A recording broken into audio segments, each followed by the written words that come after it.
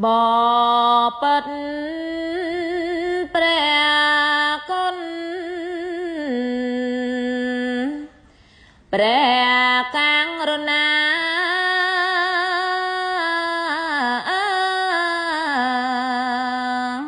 ព្រះអង្គទេសនាដល់ក្បង់ក្បាយនិមន្តព្រះធម៌មកបរិយាយភ្លឺច្បាង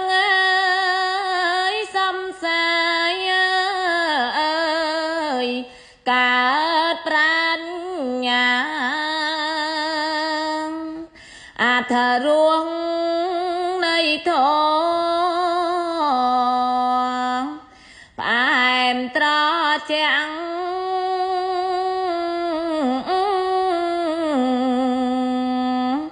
ក្រុមថ្នាក់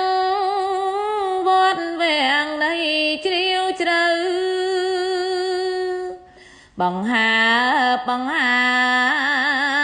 ញចង់អល់ផ្លូវឲ្យត្រង់ត្រឹមត្រូវតាមព្រះធម៌ព្រះធម៌ដូចជា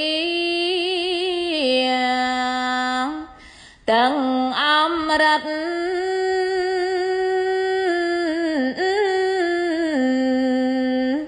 ប្រងព្រំជីវិនឲ្យស្រង់ល្អ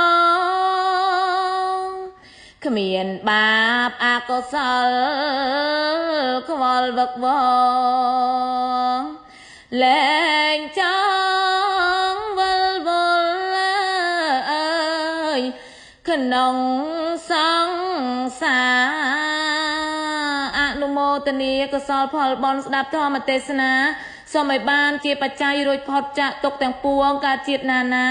សូមឲ្យមានសមាធិគ្រប់គ្នាទានណាសូមអនុមោទនា